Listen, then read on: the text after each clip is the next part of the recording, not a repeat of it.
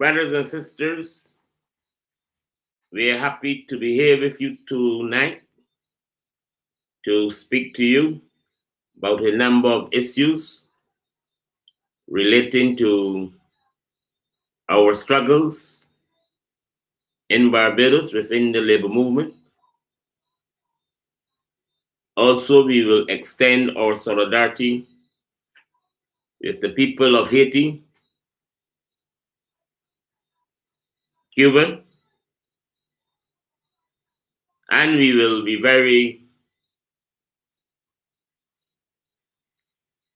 supportive of the labor movement struggles in Barbados.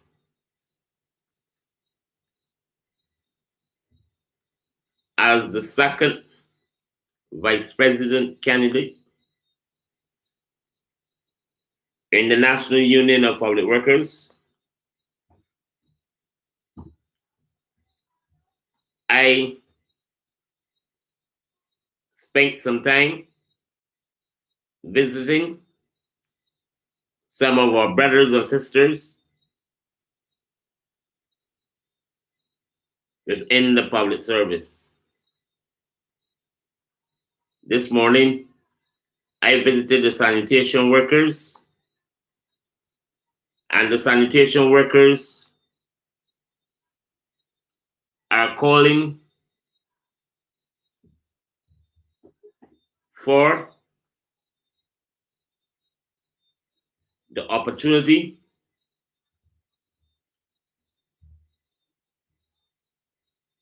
to be able to benefit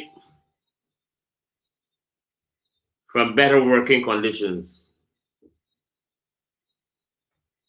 The sanitation workers are saying to us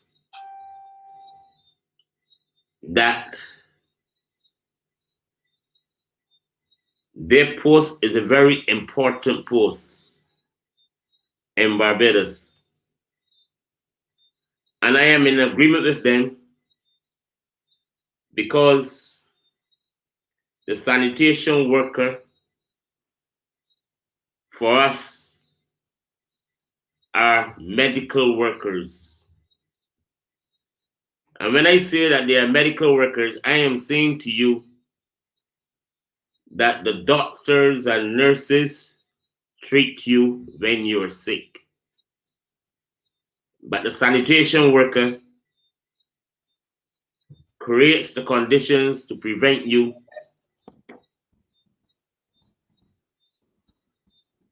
from medical issues that would affect you. So they take care of all of us in Barbados. Let me welcome my brother from New York City, Professor Danny Shaw, who will give you tonight an update on the situation in Haiti. Brother Shaw is a very, very progressive brother who just came from Haiti. And he's going to give you an update on the situation in Haiti. But I also, and you're welcome, my brother. Thank you. And I want to explain to you that my visit to the sanitation workers this morning was a very important visit. And the sanitation workers are one of the most important sectors within the National Union of Public Workers. And I want to invite them to come out on the 15th of July and to vote for me, but also to vote for a change and for the way forward for all of us within the National Union of Public Workers. I heard the call this morning, and I'm going to defend all of the issues that was placed before me by the sanitation workers this morning.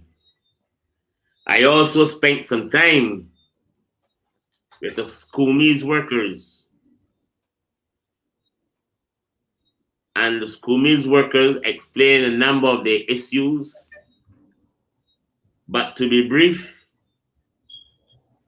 their issues are centered around salaries, one, two, uniforms,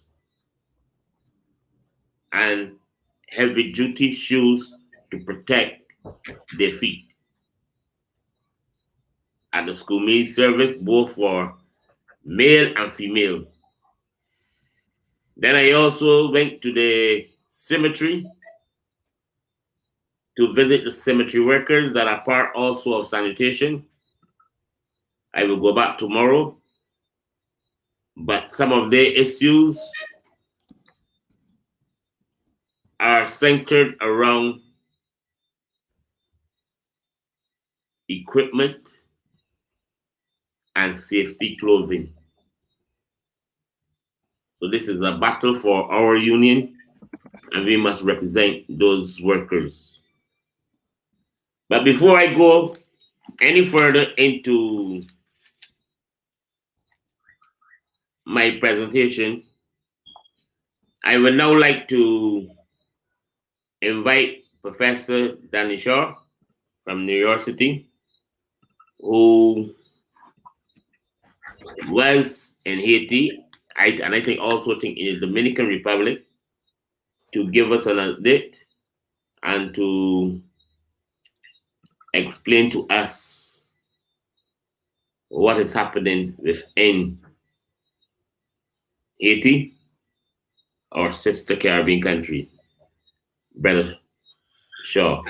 Thanks, David. And we were together just really a week and a half ago in Venezuela, standing for in solidarity with the Venezuelan people against the harsh blockade. The U.S. will not forgive Venezuela today for forging its second independence, and that's the national liberation struggle in Haiti.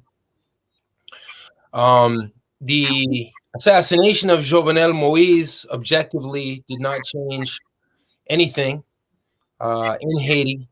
To quote one family from Cap, Haiti, the second biggest city in the country where I was staying, I left Haiti having no idea that Jovenel Moise would be executed in a matter of hours. Just one of these coincidental things. But dead or alive, Jovenel Moise, it's the PHTK, the ruling regime, which takes its orders from the U.S. Embassy, from the U.S. intelligence agencies, from the Pentagon, from the State Department, whether Trump is at the helm, Biden, Bush, Obama, same system, same enemy, and how important for us to forge these internationalist connections and these pan-Caribbean connections, because there's a whole lot of reactionaries and pessimists who would have us believe that there is no hope in Haiti. But as revolutionary optimists, we believe in the spirit of Pedro Castillo in Peru, Evo Morales and Lucho Arce in Bolivia, Dr. Walter Rodney from Guyana, and from the entire Caribbean region. We believe in the unity of oppressed people, in mutually beneficial trade, something so foreign to capitalism, to white supremacy, to imperialism. So I think the future of Haiti is a future aligned with the anti-imperialist countries of Venezuela, Bolivia, Peru, of course, Cuba. And Cuba right now is in an important fight against U.S. propaganda, against the U.S. blockade, which is the number one culprit of all of the food shortages, fuel shortages, and this latest outbreak of the Delta variant in the COVID pandemic. The Cubans Cuban people have suffered for so long as a result of a blockade, a unilateral, criminal, imperial blockade, just as the Haitian people have. There's been a blockade on the Haitian people since 1804 because the slave owners of yesteryear, the white supremacists and imperialists of today, they're afraid of a sovereign Haiti, of a dignified Haiti, of a self-determining Haiti. So Jovenel Moise really was not a significant individual. They're just looking to replace Jovenel Moise now, whether it's with Ariel Henry, the latest prime minister that Jovenel Moise named a day before he was killed, or Claude Joseph. Claude Joseph is the prime minister de facto as we speak.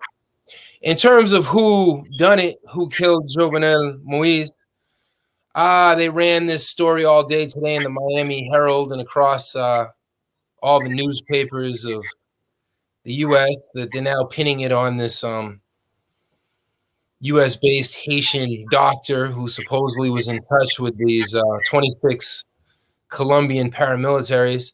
But it seems as though they're trying to throw us off the scent. Who's really behind this? Nothing happens in Haiti outside of the sphere of influence of the U.S. Embassy and the U.S. neo-colonial overlords.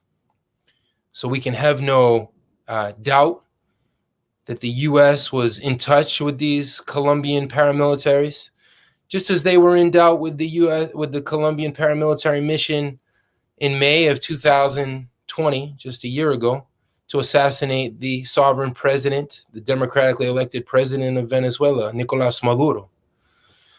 And that's what they continue to do.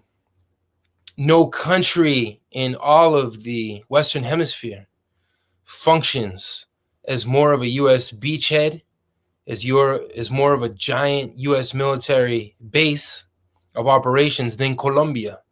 There are officially 9 U.S. military bases in Colombia.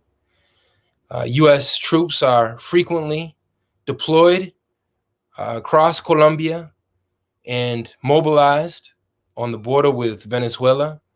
There are U.S. troops across the Caribbean Sea. So these are the questions we should be asking. Why do U.S. soldiers have free reign in other people's countries to wage war on the Venezuelan people, to carry out a criminal embargo of the Cuban people, and to still occupy Guantanamo Bay? What right does the U.S. have to be in Cuba? So it's important, David, as you always do, to make these connections between the struggle for sovereignty in Barbados, in Grenada, the struggle in Venezuela, in Cuba, in Bolivia against the media war, the economic war, the propaganda war. So the Haitian people are a very internationalist people.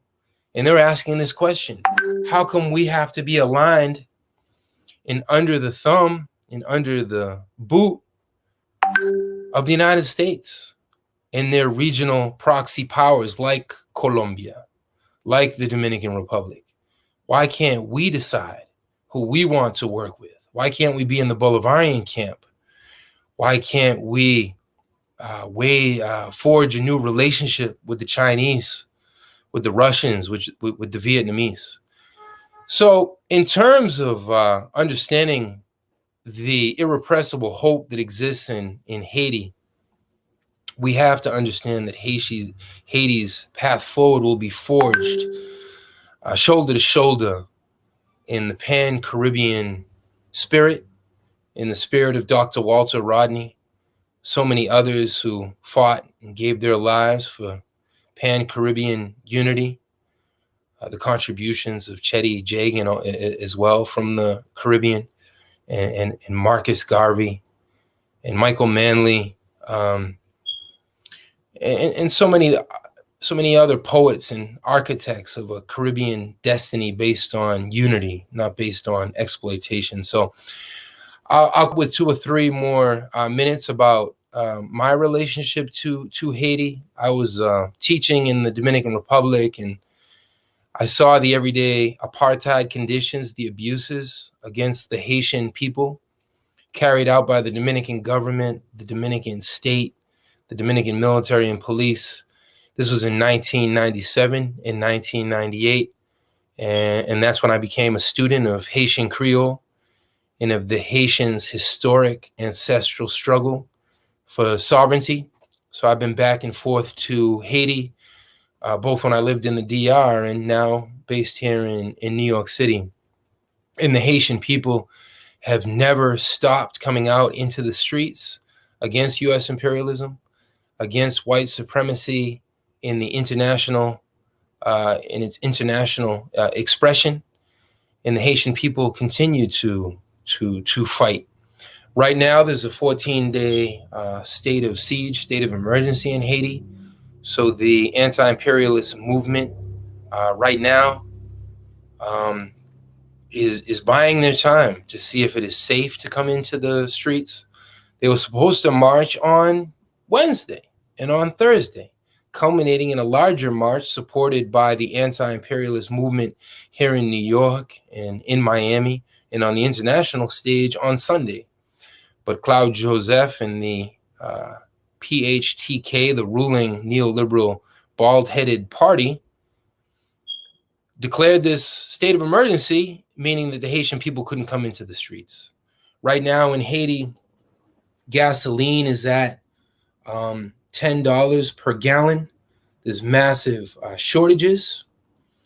The official statistic is that 2 million Haitians are hungry, though the number is much larger. Haiti's lumpen proletariat is in the range of 3 million people who are now shantytown dwellers in Cité Soleil, Solino, Fort National. There's massive gang warfare and paramilitary warfare across Haiti. Haiti is awash with guns. So again, objectively, in Marxist terms, nothing changed in Haiti from Tuesday to Wednesday when this petty tyrant was murdered. The Haitian people continue to have the same cry. And our number one demand in the belly of the beast, as Ernesto Che Guevara characterized the United States, is U.S. hands off of Haiti, no further U.S. encroachments upon Haitian sovereignty. All of the headlines here, the New York Times, the LA Times, are calling for another U.S. invasion and occupation of Haiti. That would be the fourth major U.S. invasion and occupation in the past century, slightly over a century, going back to the 1915 to 1934 U.S. Racist 19-year occupation where the U.S. Marines hunted down the Haitian rebels, Chamay Peral, the Cacos. And that's what they did again in 1995 when 25,000 U.S. Marines went into Haiti. And that's what they did in 2004, but it was with a quote-unquote multilateral force led by the United Nations. What is the United Nations? The United Nations, the UN, the usurper nations, the eternally forgotten, the oppressed nations are not represented at the UN. We can't call this the United Nations. What has the UN ever done for Haiti, for Cuba? The UN is a joke, and it's a plaything in the hands of U.S. imperialism. So, David, those are my opening remarks. I'm not sure if there's any comments or questions. It was sheer coincidence that I returned the day before, having no idea that this would happen. For me, it was fortuitous. If I had stayed, certainly being English speaking and Spanish speaking, many questions would have been parachuted down upon me and those who host me, the Haitian Liberation Movement. So I was certainly fortunate in that sense to already find myself in Florida when this news came out. So let me know if there's any other bullet points to cover or questions. My brother, what I would like to hear from you, how can we in the Caribbean organize and extend our solidarity with the Haitian people? I think this is very important. No question. David, you and I were just in Caracas, where there were 3 Haitian delegations of freedom fighters, of revolutionaries. One from Haiti itself, of course. One from Haitians here in the diaspora in the U.S., and one from Haitians who live in Venezuela.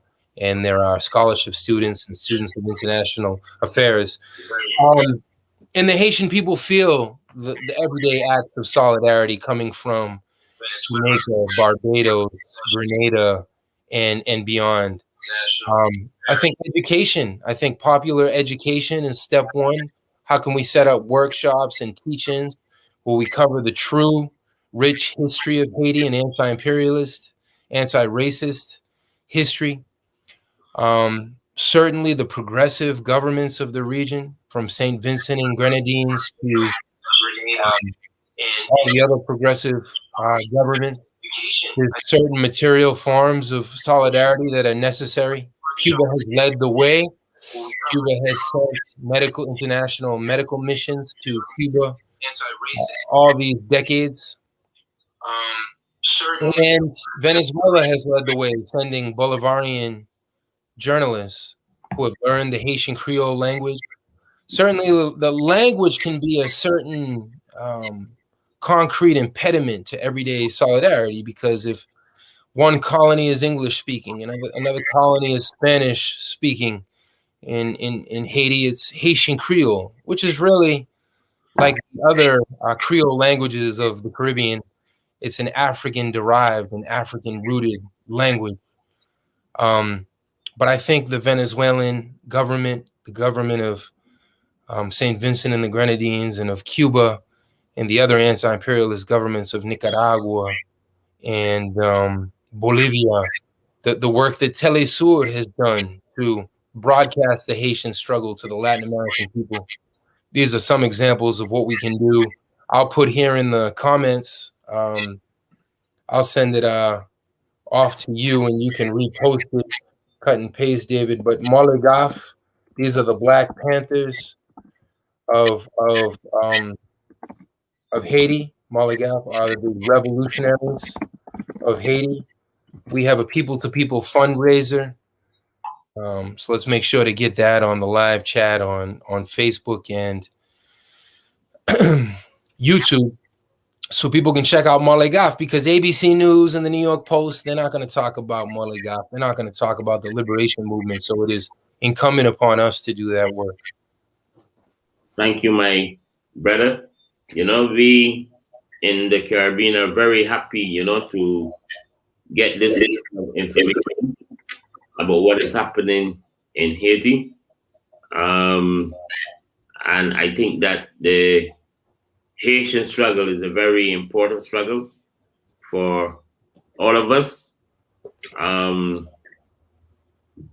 So your report is one that is, is in tune with what we are doing in the English-speaking Caribbean.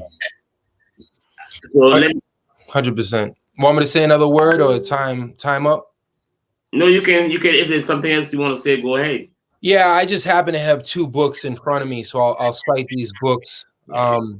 This is Humanitarian Aftershocks in Haiti. This is a scholar in solidarity with Haiti, Creole speaking, who lived in Haiti. And the title says it all. The U.S. imperialism always uses this word, humanitarianism and human rights, to dress up and disguise their criminal, imperialist, racist interventions in Haiti and beyond. So excellent book on the topic. And another book I cannot recommend enough. It's based off of the title of, everyone should start with C.L.R. James's Black Jacobins.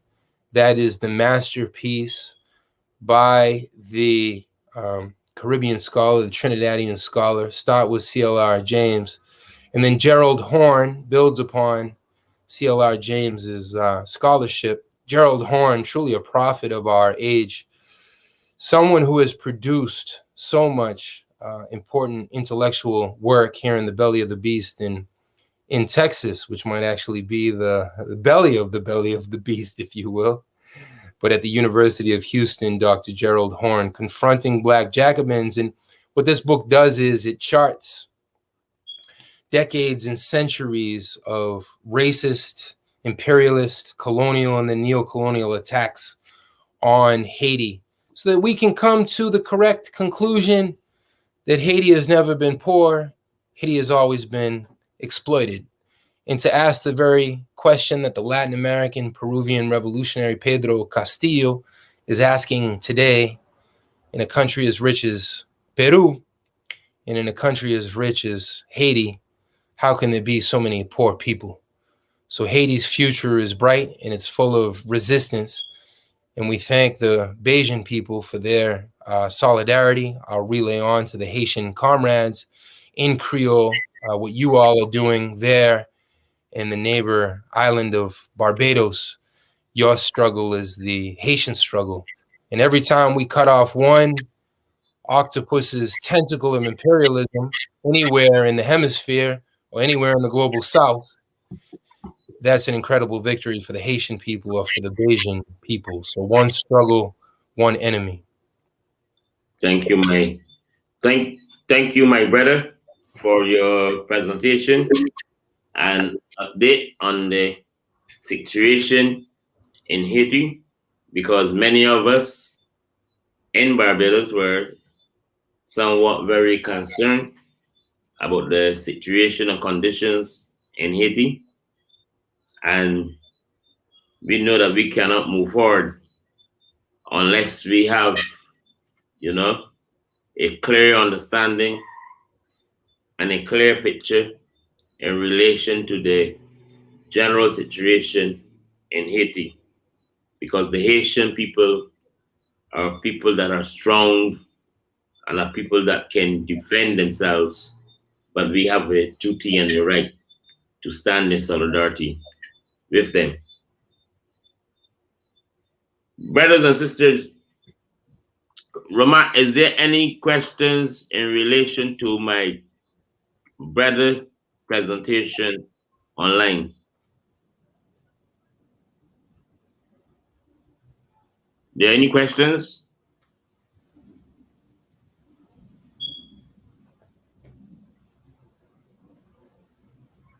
No questions. Okay.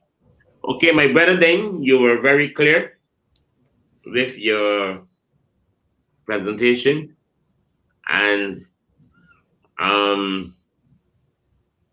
it's the beginning, and we have to continue on this path to demonstrate our solidarity with the Haitian people. Before I go back to the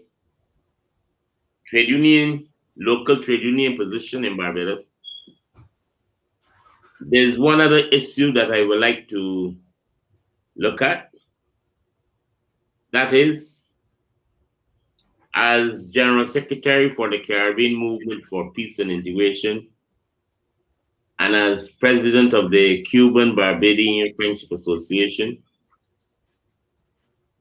I want to extend our solidarity with the Cuban people. The Cuban people are going through a very serious struggle because persons that are anti the Cuban Revolution are trying to exploit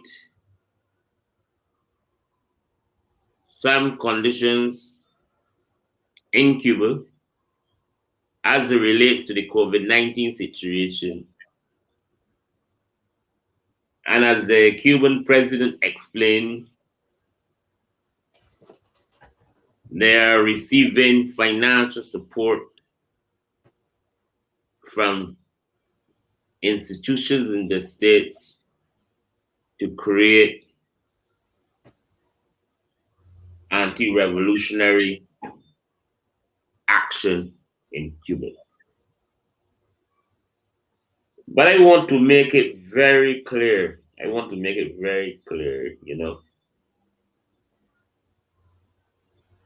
Cuba, as a revolutionary country, is a country that not only defend and represent its people, but Cuba played a major role in the liberation struggle in Africa. Today, Namibia is an independent nation because of that solidarity from Cuba within the southern African states. Cuba sent its military forces to help us fight a battle against a white apartheid system. South Africa is free today also because of that solidarity support by Cuba against the white racist government of South Africa. And you know, Cuba went into Africa, helped us for many battles so that we can defend the African people. And the Cuban people did not go into Africa to rob us of our resources. That's one. Two, Cuba assisted many African students from primary to tertiary level in academic scholarships. And this is a third world country in the Caribbean. Cuba extended that solidarity educational program to many countries in Asia also. Latin America and the Caribbean, Europe, so as to help poor persons in Europe. North America, so as to help poor communities in North America. And this small third world country extended its international solidarity with all of these countries around the world to help poor people and to give them the opportunity to study in Cuba, where all of the expenses was covered by the government and people of Cuba.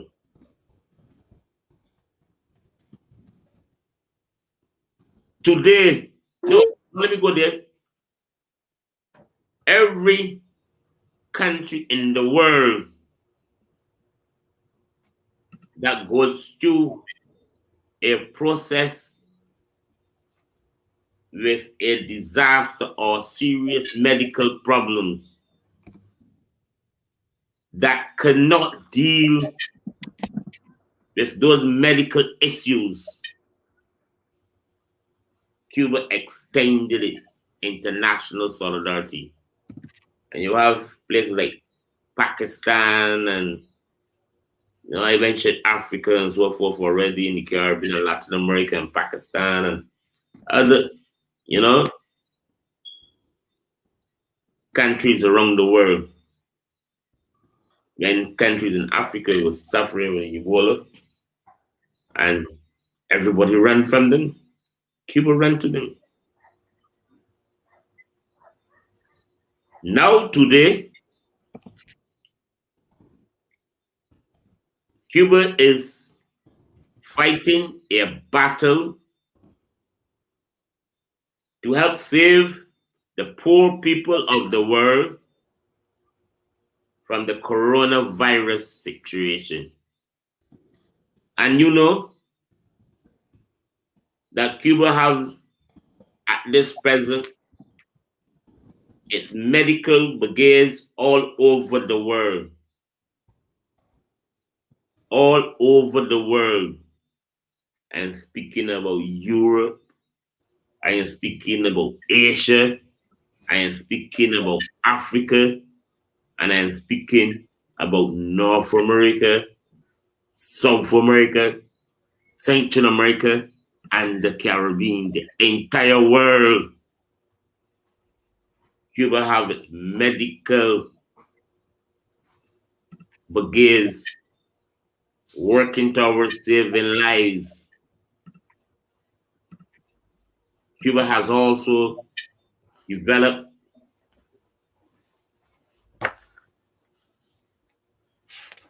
a vaccine to also save the lives of people who will be able to secure themselves from the COVID-19 situation. In fact, Cuba is the only Latin American country, Latin American Caribbean country that have a vaccine. And the vaccine, as you know, is 92%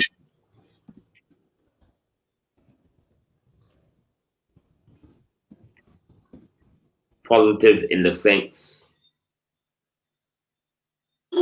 that they have full recognition and therefore it's a vaccine that can help us to save the lives of many people across this globe. Very poor people. So I'm saying this to say that Cuba is not like the United States of America that are sending bombs and ammunition to kill people. But Cuba is sending its military forces to Africa, join the liberation struggle, to help us fight battles to free Southern Africa. Yes. But today, Cuba is sending its medical forces all over the world to save lives. And because of all of that, the Caribbean Movement for Peace and Integration, the Cuban Barbadian Friendship Association, wants to extend our solidarity with the government and people of the Republic of Cuba. And we will do whatever it takes from right here in Barbados to defend the Cuban Revolution, because this is a very, very important revolution. Okay, so we have extended tonight our solidarity with Haiti, the Haitian people, and also with the government and people of Cuba. And I've just came back from Venezuela, and we were able to celebrate the independence of Venezuela. We were also able to celebrate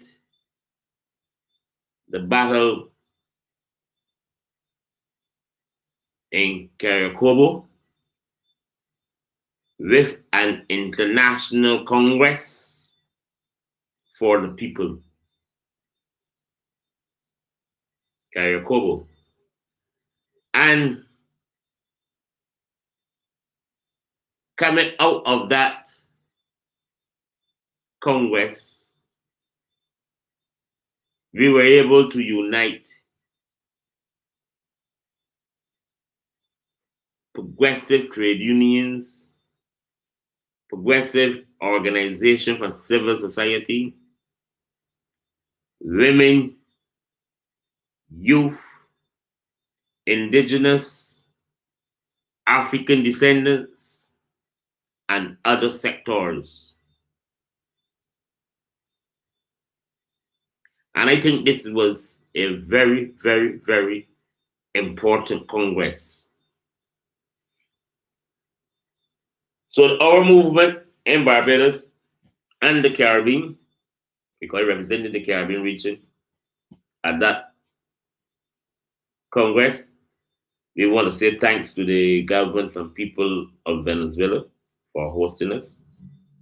And we extend our solidarity with the government and people of Venezuela. While in Venezuela, I was also given the opportunity to participate in the ALBA conference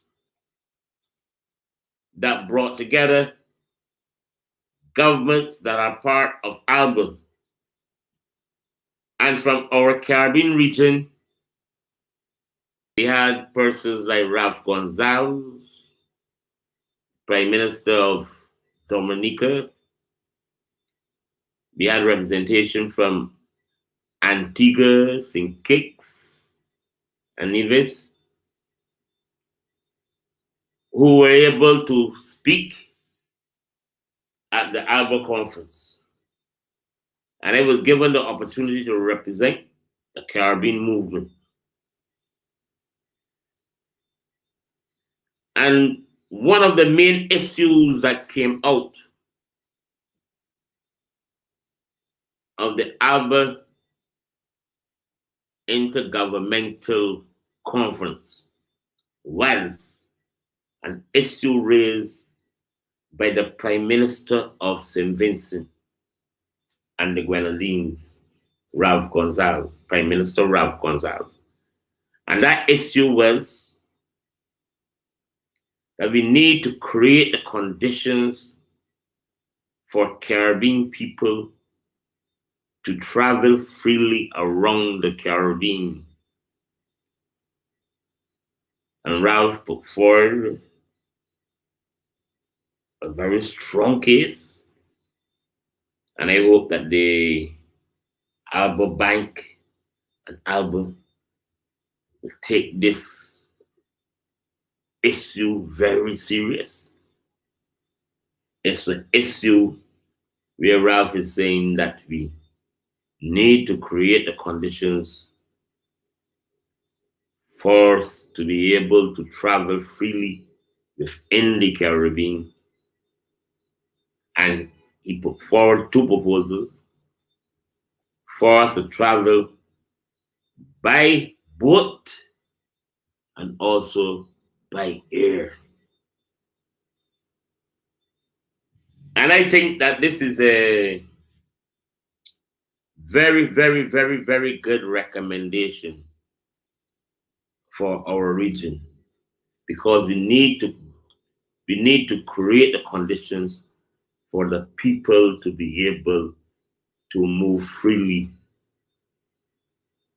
okay, within the Caribbean region, from Caribbean and into Latin America, like Venezuela, Colombia, Bolivia, Ecuador, Nicaragua, Belize, all of the countries on the coast side. We need to be able to move freely from our region into Latin America. And then one of the main issues that also came up to the Congress for me was that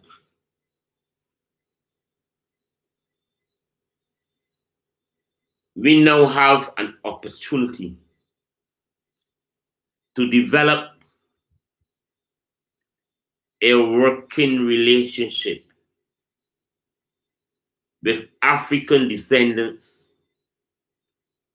in Latin America. Let me explain that. You know, in the English-speaking Caribbean, we only have something like 12 million African descendants. In Latin America, you have hundreds of millions of African descendants. Let me repeat that so you understand.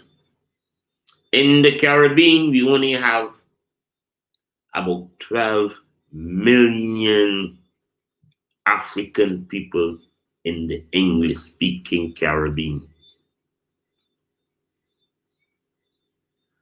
But when you look at the whole of Latin America, it's hundreds of millions of African descendants.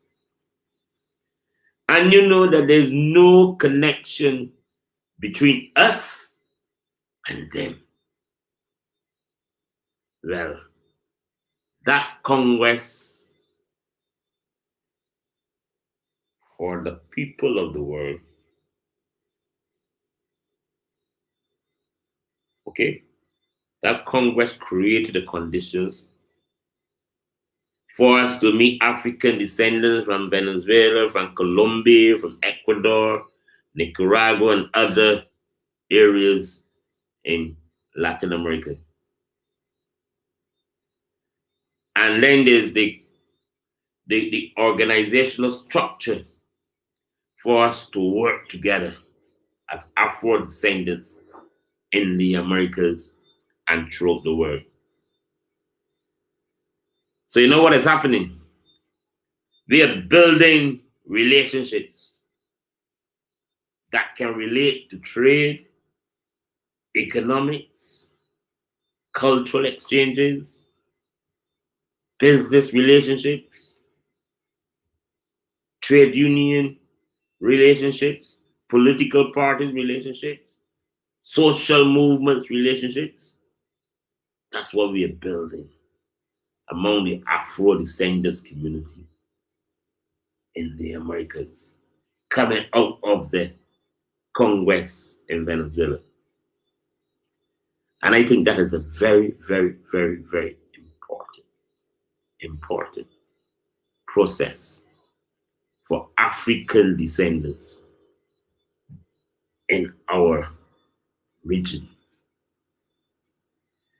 So I just wanted to explain all of these things so that you will know that there is an important struggle and that we're going to link all of these things together. So the Haitian struggle is not a struggle by itself.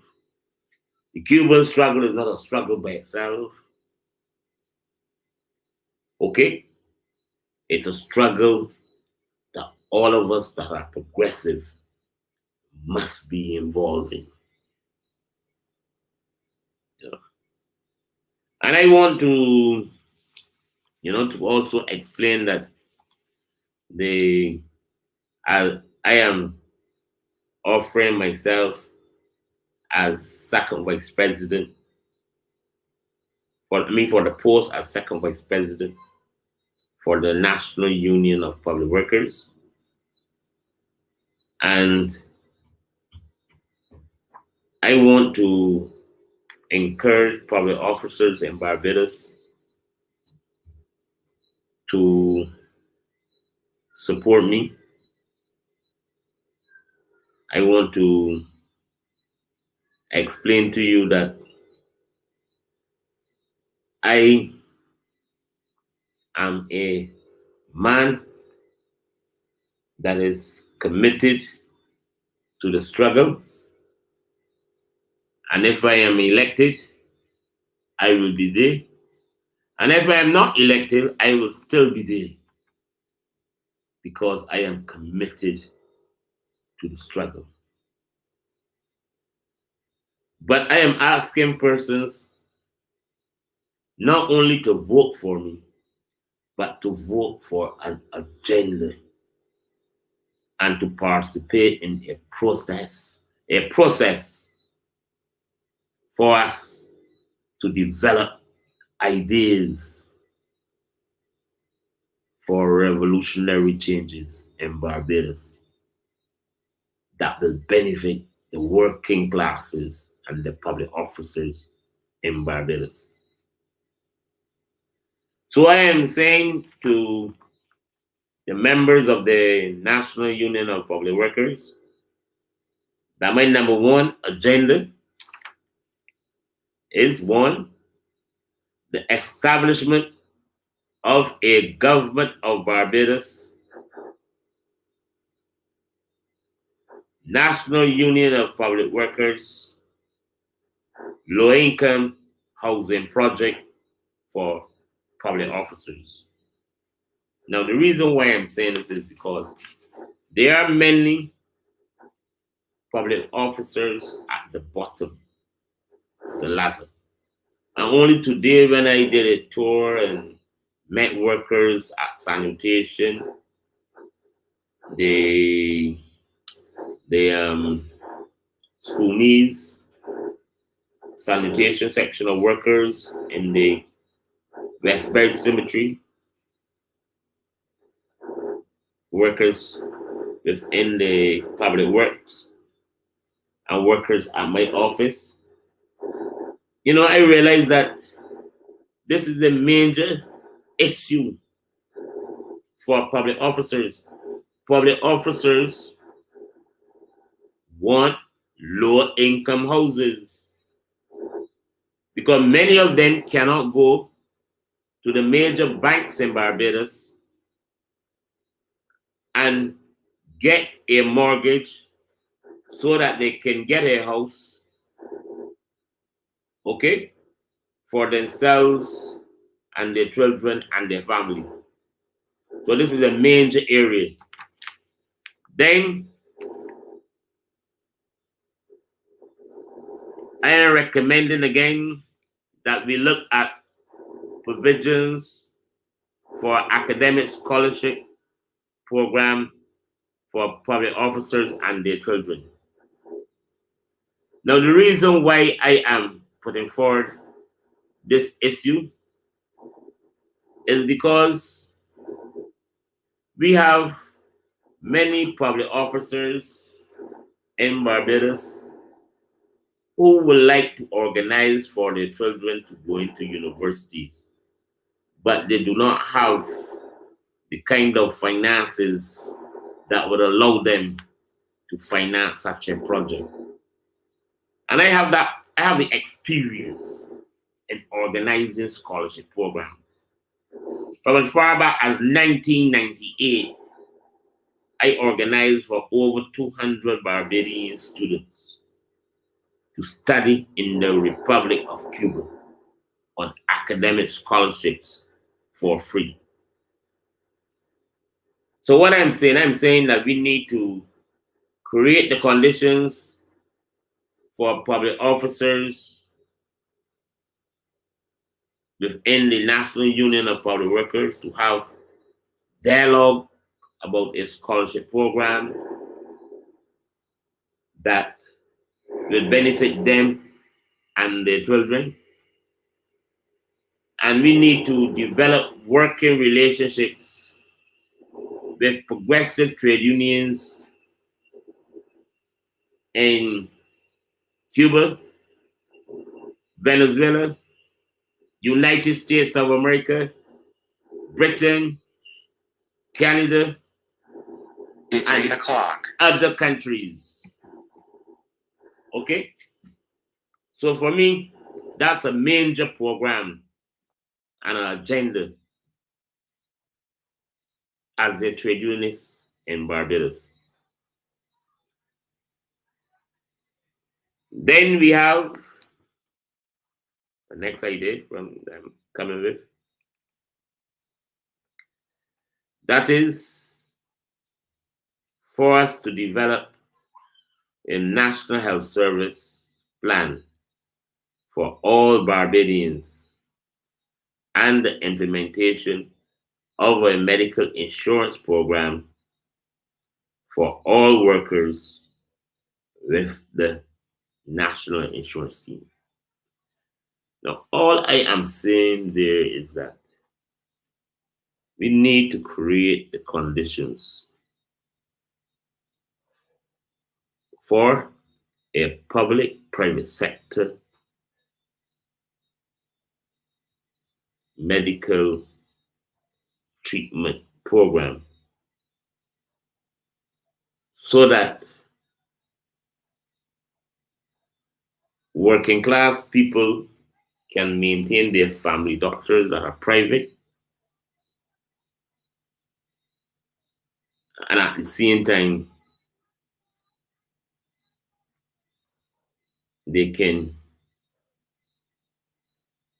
easily cover their expenses so that they can participate in a national health service that can easily be organized. The state can contribute to such a process where the worker will pay a part and the state will pay a part for that program.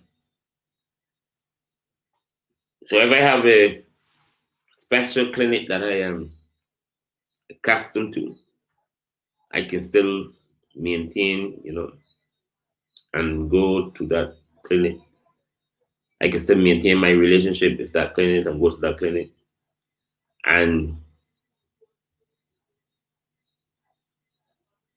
then participate in a program as a public officer or a worker in Barbados that are paying national insurance. And then I will be able to see my doctor, private doctor, and then the state contribute to covering the cost for part of the visits or for medical treatment in Barbados. And we need to spend some time to work it out. And I don't know if it still happens today, but I know in the past, the National Union of Public Workers, had a representative on the National Insurance Board. And we need to put these ideas before our representative on this board if we still have that level of representation. If not, we need to put it into our plan of action for our relationship with the government of Barbados so that the people of Barbados can benefit from that process. Comrades and friends, I am saying all of this because I want you to have a clear picture, a clear understanding in terms of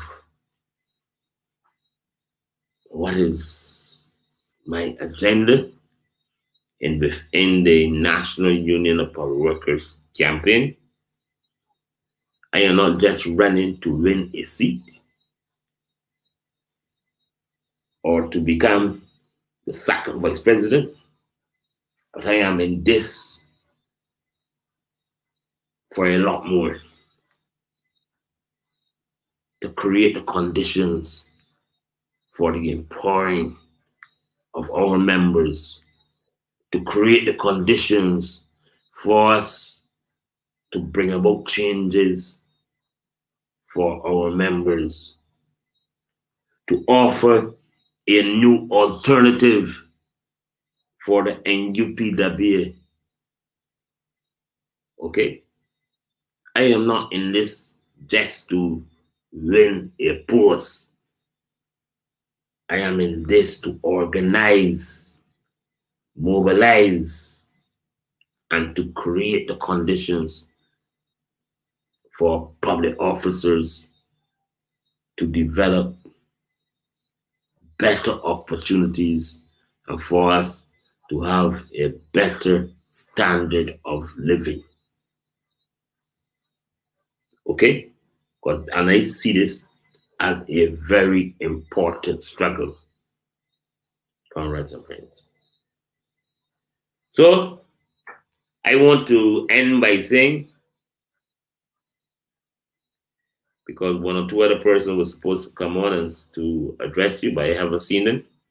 I don't know if they're here, but I can't see them, so it means that they are not here. And I want to,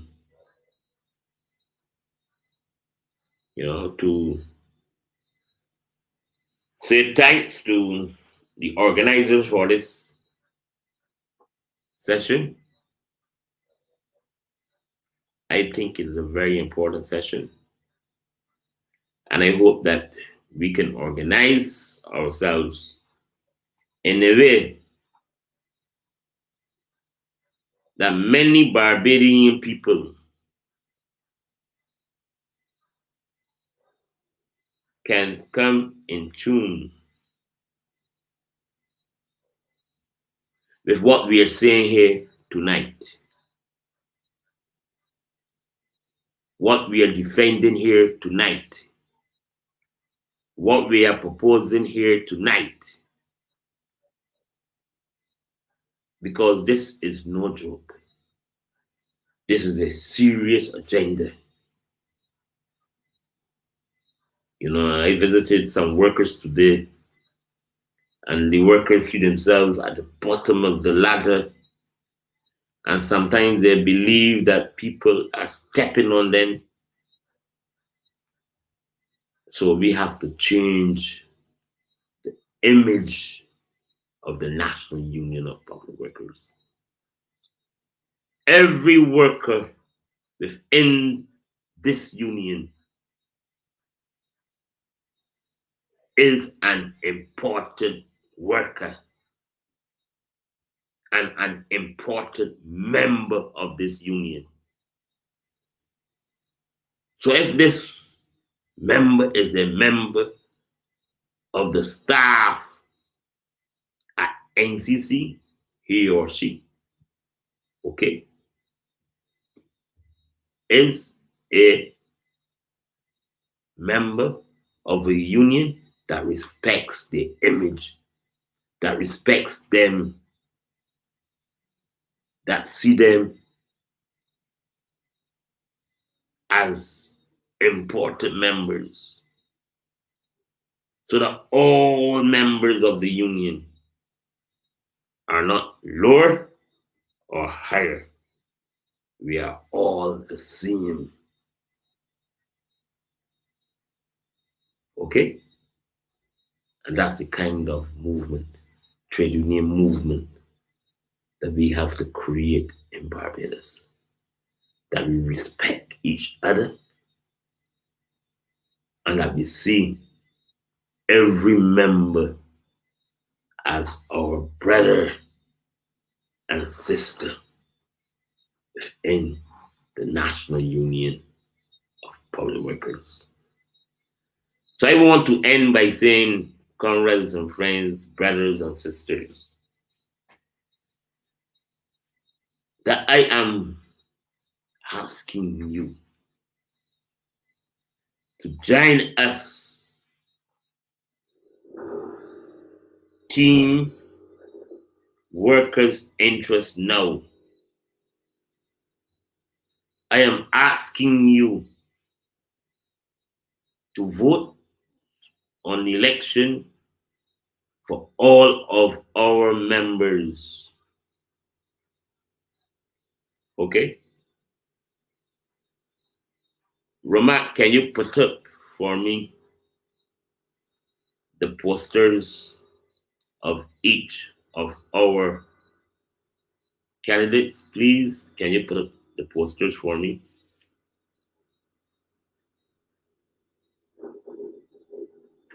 Can you? If you're waiting, if you're working on it and you want me to continue, you can continue. But I want you to put up, okay? So that persons watching now and persons who will watch it later can see a united team of trade unionists who are being led by Fabian Jones, our candidate for president. Daria Cave, our candidate for first vice president. David Denny,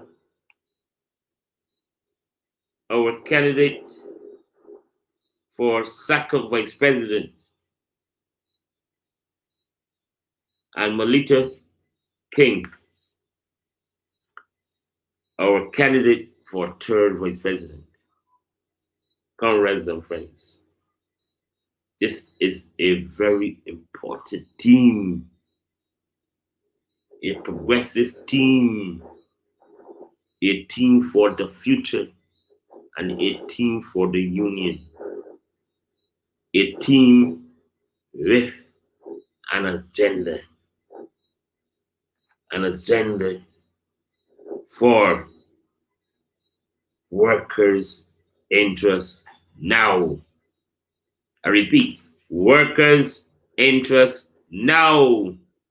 Okay? That is what this team is all about.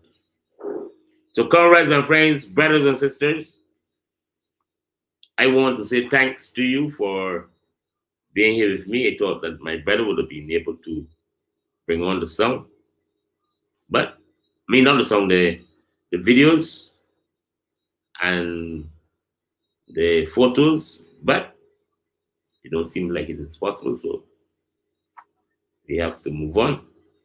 And I want to say thanks to all of you for being part of this process. Okay?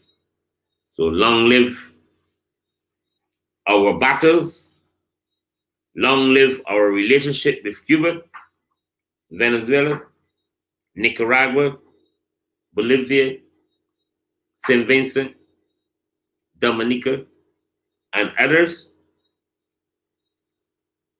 Long live our ideas for the development and to create opportunities for our public officers. And long live the movement for change. Forward ever, backward never. Thank you, my brothers and sisters. Roman, you can end it.